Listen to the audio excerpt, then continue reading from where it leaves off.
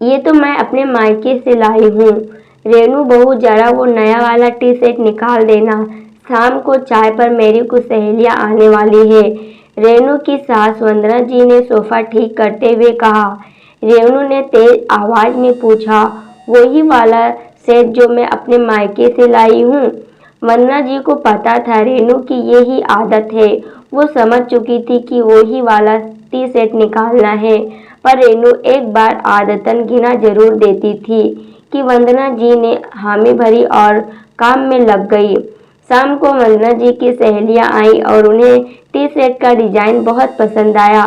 रेनू ने तपाक से कहा, ये तो मैं अपने मायके से लाई हूँ।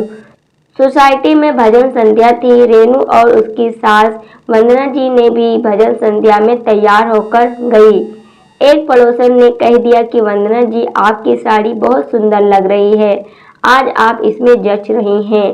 रेनू ने वंदना जी से पहले ही उत्तर दे दिया, आंटी जी, ये साड़ी तो मैं अपने मायके से लाई हूँ।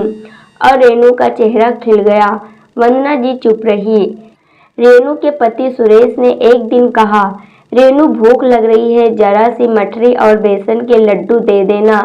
रेनू जो 2 दिन पहले ही मायके से जाकर आई थी, उसने प्लेट में लड्डू और मठरी रखकर लाकर दे दी। सुरेश ने तारीफ करते हुए कहा, वाह कितने स्वादिष्ट लड्डू हैं और मठरी भी कितनी मुलायम है, मजा ही आ गया। रेनू ने मुस्कुराकर कहा, ये तो मैं अपने मायके से लाई हूँ। वंदना जी के साथ साथ सारा घर रेनू की इस आदत से वाकिफ था, इसलिए सुरेश भी कुछ नहीं बोला। कुछ दिन बाद रेनू की नंद नंदोई घूमने के लिए आए। वंदना जी ने रेनू से फिर नई चादर बिछाने को कहा। आदतन रेनू ने फिर पूछा, वही चादर जो अपने मायके से लाई हूँ? ये पूछते वक्त रेनू का चेहरा खिल जाता था।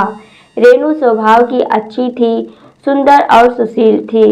बाद उसकी ये आदतन वंदना जी को शुरू में अच्छी नहीं लगती थी, पर अब उन्हें भी ये सुनने की आदत हो गई थी। रेनू के मन में कोई पाप नहीं था और न ही वो ससुराल वालों को नीचा दिखाना चाहती थी। चाहे चीज मायके से लाई हो, पर पसंद उसकी होती थी और वो उसके मायके के बाजार से आती थी, इसलिए वो तारीफ सुनकर बहुत खुश हो जाती थी। घर के लिए नई चीज लाना, घर को सजाना रेनू को बहुत पसंद था।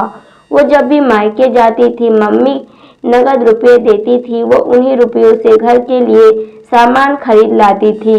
क्योंकि पैसे मायके के होते थे तो नाम भी मायके का ही हो जाता था।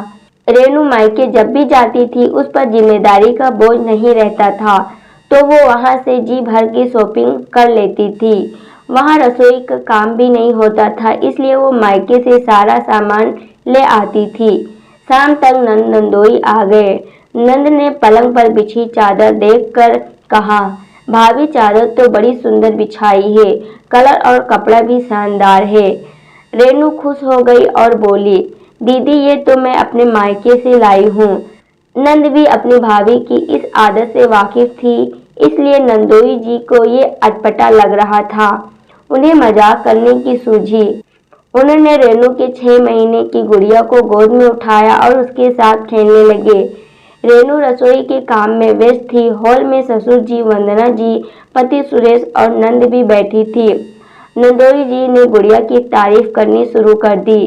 रेनू भाभी, आपकी बिटिया तो एकदम परी जैसी है, कितनी सुंदर है, इसका रंग गोरा है और भी गुलाबी है, बाल भी कितने घने और काले हैं। नंदोई जी के मुंह से इतनी तारीफ सुनकर रेनू ने आदतन बोल दिया, ये तो मैं अपने मायके से लाई हूँ। रेनू ने कहा तो सभी ठहाका मारकर हंसने लगे और अपनी बात का मतलब समझकर रेनू शर्म से पानी पानी हो गई। वंदना जी बोली, बहू ये गुड़िया तो ससुराल की ही है, तुम अपने मायके से नहीं लाई हो। उस दिन के बाद रेनू की ये कहने की आदत छूट गई कि ये तो मैं अपने मायके से लाई हूँ। दोस्तों, कभी कभी हमारी आदत भी अजीब होती है। हमें वो सही लगती है, पर सामने वालों को भी अच्छी लगे ये जरूरी नहीं है। कुछ आदतें हंसी का पात्र भी बना देती है। जब तक कुछ बड़ी बात न हो जाए, आदत छूटती नहीं और कई बार बरसों की आदत एक घटना से छूट भी जाती है।